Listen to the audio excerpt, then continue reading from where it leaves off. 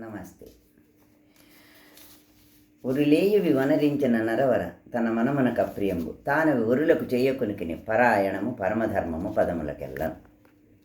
అంటే ఇతరులు ఏ పని చేస్తే మనకు కష్టమో బాధ కలుగుతాయో అవి మనం ఇతరులకు చేయకుండా ఉండటమే ప్రపంచంలోని అన్ని ధర్మాల కన్నాను ఉత్తమమైన ధర్మము అని ఈ పద్యానికి అర్థం. అయితే ఇక్కడ ఉరులు అంటే ఎవరు? ఉరులు అంటే వాళ్ళు ఎక్కడ ఉంటారు? ఉరులు అంటే మన పక్కనే ఉంటారండి. వాళ్ళు ఎవరో తెలుసా? మన బంధువులు, మన తల్లిదండ్రులు కావచ్చు, మన పిల్లలే కావచ్చు, మనకు తోడబుట్టిన వాళ్ళు కావచ్చు, మన ఇరుగు పొరుగు కావచ్చు, కొద్దిగా తెలిసిన వాళ్ళు కూడా అవ్వచ్చు. అంతెందుకండి, మన భార్య కావచ్చు, మన భర్త కావచ్చు. మనని మనం కాకుండా మిగిలిన వీళ్ళందరూ కూడా మనకు ఇతరులే. ఈ ఇతరులు అంటే మన ఇతరుల మూలంగా ఈ ఇతరులు ఏం చేస్తే మనం కష్టం కలుగుతుందో ఏం కలుగుతుందో కష్టం అంటే అసలు ఏంటి? కష్టం అంటే ఎలాంటి కష్టం అంటే మనసుకు నచ్చనిది, అప్రియమైనది, ఇష్టం కానిది, బాధ పెట్టేది, మనస్సుకి విరుద్ధంగా పనిచేసేది, అలాంటి ఒక మాట అయినా సరే, ఒక పని అయినా సరే అది చెయ్యటం మూలంగా మనం ఎంత బాధపడతామో, ఎంత నరకం అనుభవిస్తామో, ఎంత అవమానంగా ఫీల్ అవుతామో అనుభవపూర్వకంగా తెలుసుకున్న తర్వాత అలాంటి పనిని కానీ అలాంటి వాక్కును కానీ మనం ఇతరుల దగ్గర ఉపయోగించకూడదు. అలాంటి సిచ్యువేషన్ వచ్చినప్పుడు మనం కొంచెం ఎలివేటెడ్గా చాలా దూరంగానూ ఉండాలి. ఇది మన విద్యుక్త ధర్మం. ఇకపోతే ఇతరులు ఏం చేస్తే కష్టపడతారు? అసలు వాళ్ళకి ఎలాంటి మాటలు బాధ కలిగిస్తాయి, మరి మనకు ఎలా తెలుస్తుంది అని మనం ఒక ఇన్నోసెంట్ క్వశ్చన్ వేసుకుంటాం. కానీ ఇక్కడ మనకు బాగా తెలుసు. ఏం తెలుసు? ఎదటి వాళ్ళు ఎలా బాధ పెట్టాలో మనకు బాగా తెలుసు. వాళ్ళు మనం అనే మాట మనం ఎంత కష్టపడతారో కూడా బాగా తెలుసు. అలా తెలిసి తప్పని తెలిసి కూడా అలా చెయ్యకూడదు అని తెలిసి కూడా చేస్తాం.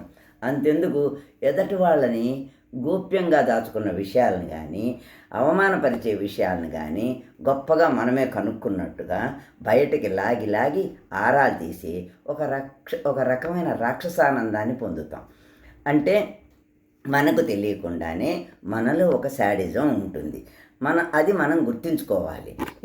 ఇలా మనం మీరు అనేమో కాదు, నేను కూడా చేస్తాను, అందరం చేస్తాం, ప్రతి ఒక్కరు చేసేసి ఉంటాము, ఇంకా ముందు కూడా చేస్తాం అనుకుంటా. బహుశా చెయ్యకూడదనేది తెలుసుకున్న తర్వాత కొంచెం జంకుతాం, ఇలా చేయకూడదు కావాల్సని. అయితే ఇలాంటివన్నీ పాపాలి. కొంచెం ఎలివేటెడ్గా ఉండాలి. అంటే వీటికి దూరంగా మనకెందుకు అనవసరమైన విషయాలు అని అలా ఆలోచించుకుని కొంచెం అయితే ఇలాంటి పాపాలు చేసే వాళ్ళందరినీ ఏమంటారు తెలుసా? కలులు అంటారు. కలులు అంటే దుర్మార్గులు. అంటే కలులు అంటే దీనికి ఒక పద్యం చెప్పుకుందాం. తల నుండి విషమ ఫణికిని వెలయంగా తోక నుండి వృశ్చికమునకును తల తోక అనక ఉండును కలునకు నీళ్ళు వెళ్ళ విషము కదరా సుమతి. అంటే ఒక పాముకి తలలో ఉంటుంది విషం, తేలుకి తోకలో ఉంటుంది, కొండానికి ఉంటుంది. అయితే వృశ్చికం అంటే తేలుకి తోకలో ఉంటుంది, పాముకి తల్లో ఉంటుంది. కలుడు అంటే దుర్మార్గుడికి నిలువెల్ల విషయమే, వాడు ఏం చేసినా విషయమే ఉంటుంది. కలునికి నిలువెల్ల విషయం కదరా సుమతి. అంటే మనిషి అంత భయంకరంగా ఉంటాడు.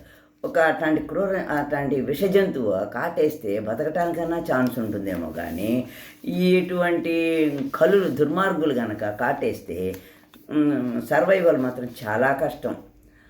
అలాని అట్లాంటి దుర్మార్గులు సుఖంగా ఉంటారు అనుకోవటానికిలే.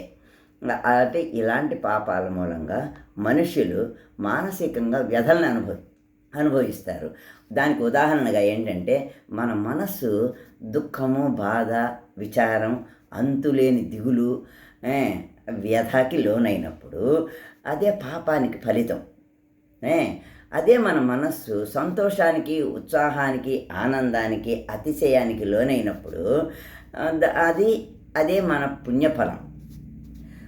తప్పు చేసి మనం చంపలేసుకోవటం కాదు. తప్పు తెలిసి చేసినా తెలియక చేసినా తప్పే. అయితే తెలిసి పాపం చేశామనుకోండి, తెలియకుండా పాపం చేశామనుకోండి, అది పాపమే అవుతుంది. తెలియకుండా తప్పు చేస్తే. తెలిసి తప్పు చేశామనుకోండి అది మహాపాపం అవుతుంది. ఏ ఇప్పుడు పాపానికి పుణ్యానికి ఒకటేంటంటే పరోపకారాయ పుణ్యాయ పాపాయ పరపీడనం అన్నారు. ఏ పాపాయ పరపీడనం అన్నారు. ఈ కష్టాల్ని సుఖాల్ని అనుభవించటానికి కానీ తప్పులు ఒప్పులు చేయటానికి కానీ ఎవరి జీవితం మీద మనకు హక్కు లేదు. మనని గురించి మనం మాత్రమే చెప్పాలి. అందుకనే పెద్దవాళ్ళు చెప్పింది విన్నాం కదా, పాపాయ పరపీడనం అన్నారు. అంటే మనం పాపాలు చేయకుండా తప్పులు చేయకుండా సాధ్యమైనంత మటుకు మన లిమిట్స్లో మనం ఉండటానికి ప్రయత్నిస్తాం. ఉంటాం. మరి మీ ఉమాదేవి. సెలవు.